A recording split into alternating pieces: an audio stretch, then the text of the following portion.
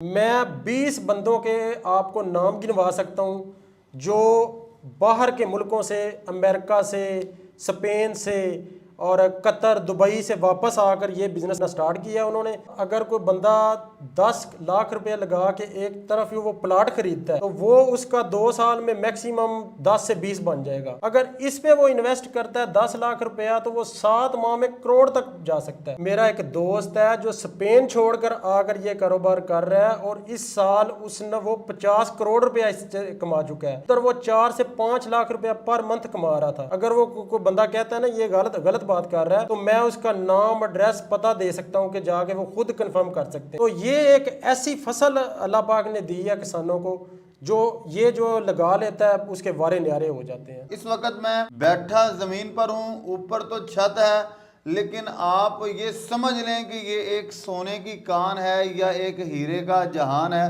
जिसमें विराजमान हूँ। मेरे इर्द गिर्द आपको जो ढेर और जो तोड़े भरे पड़े नज़र आ रहे हैं ये हकीकत में ख़जाना है, ख़जाने की चाबियां हैं। वो जो मुस्तकबिल में पाकिस्तान के फार्मर को, किसान को, बिजनेसमैन को, ब्यूरोक्रेट्स को या प्रॉपर्टी डीलर को आपके सारे ख्वाब पूरे कर सकता है। और आप सोच भी नहीं सकते किसी भी कारोबार में 7 से 8 माह में आप इतना प्रॉफिट गेन कर सकें जितना इस बिजनेस में आप कर सकेंगे, कर रहे हैं और कर सकते हैं।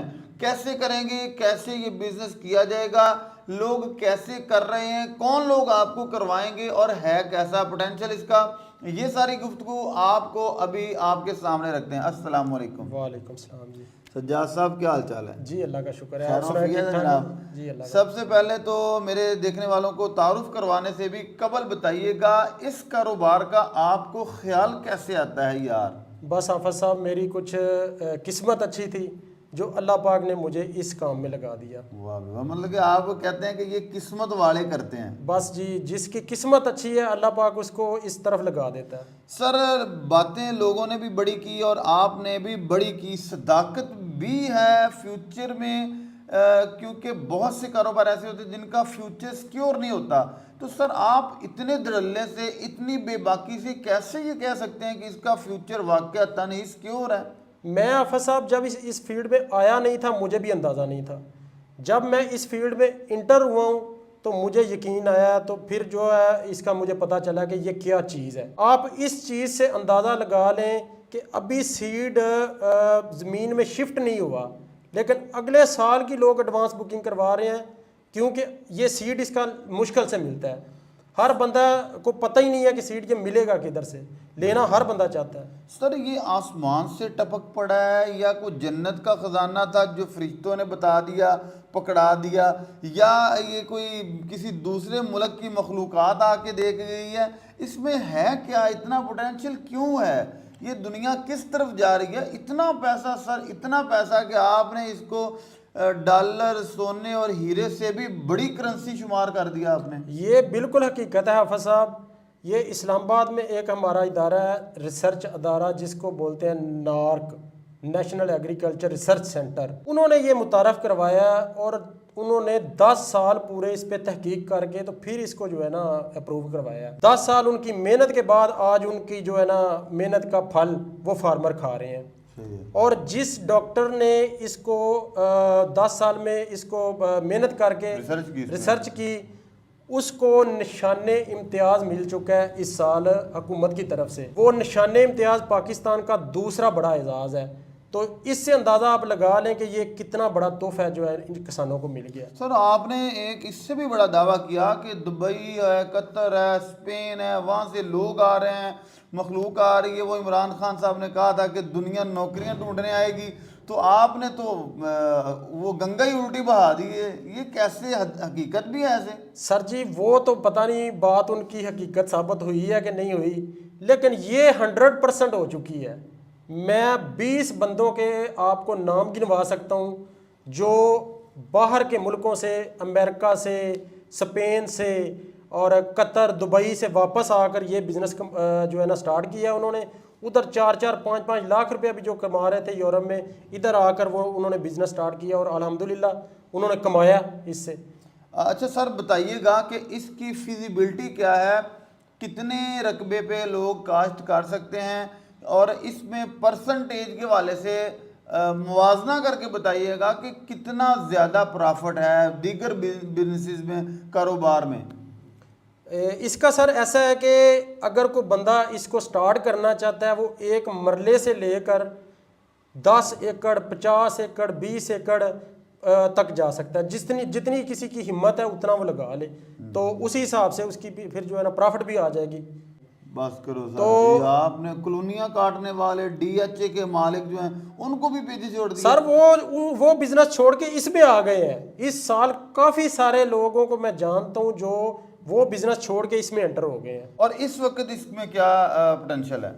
अभी सर जी ये पिछले साल जब हार्वेस्ट हुआ था ये 2 करोड़ एकड़ पे बिका है, तो आने वाला साल जो है इसके रेट बढ़ने के चांसेस नज़र आ रहे हैं। 1 एकड़ में ये कितना सीड लगता है, और 1 एकड़ का खर्चा क्या है, और 1 एकड़ की आमदन क्या है? 1 एकड़ में ये 20 मन वैसे तो रिकमेंडेशन है इसकी लगाना, तो वो अपनी किसान की, हर बंदे की अपनी मर्जी है वो कितना सीड लगाता है।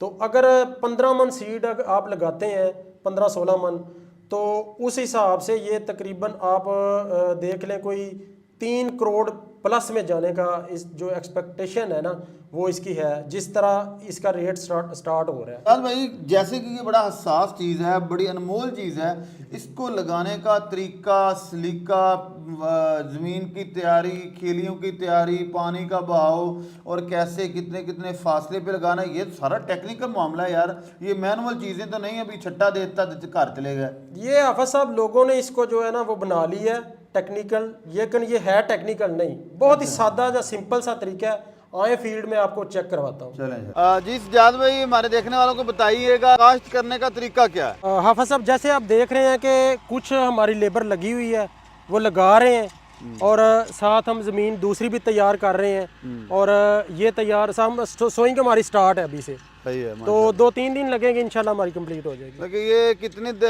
तारीख तक आप समझते हैं कि अगले कितने दिन तक इसकी काश्त जारी रहनी चाहिए? बेस्ट दिन कौन से हैं, और देर से देर कितने दिन तक किया जा सकता है? ये हाफिज साहब आप सितंबर एंड से शुरू करके और अक्टूबर का सारा मंथ ही लगा सकते हैं, लेकिन जो बेस्ट टाइम है वो हर इलाके के टेम्परेचर के हिसाब से आप लगाते हैं। जब इसका टेम्परेचर 32 डिग्री से नीचे आना शुरू हो जाए वो बेस्ट टाइम है इसका लगाने का। अच्छा, आप ये बताइएगा इसको लगाने के लिए खेलियाँ कैसी बनानी जाएंगी, कितने कितने फासले पे ये बीज लगाया जाएगा, और उससे पहले ज़मीन कैसे तैयार की जाएगी? ज़मीन की तैयारी के हवाले से अगर देखा जाए तो जितना आप इसको हल लगाएं, रूटावीटर लगाएं और डिस्कें लगाएं, और जितना आप इसको बारीक कर लेंगे उतना ही ज़्यादा बेहतर रहेगा। कितने पुराने फार्मर हैं आप? मैं अभी जो तीसरे साल में इन हो गया हूँ, मतलब कि जीवन के हवाले से। जीवन ही और जीवन ही, बस जीवन ही। इससे पहले जीवन के पहले जो है मुझे काश्तकारी के हवाले से 1% भी नहीं पता था, इसी ने फार्मर बना दिया। तो इसने मुझे फार्मर बना। बीज कितने कितने फासले पे लगाना है, और लगाने के बाद इस पे जो पराली डाल देते हैं वो क्यों डालते हैं, और अगले प्रोसेस क्या है पानी के, खादों के, और दवाइयों के, और बीमारियों वगैरह के? हाफिज साहब इसको जो है ना खेलियों पे लगाना चाहिए, वो इसलिए क्योंकि इसका साइज काफ़ी मोटा होता है। अगर इसको लगाएंगे फ्लैट पे तो इसका साइज वो नहीं बनेगा, मोटा नहीं होगा।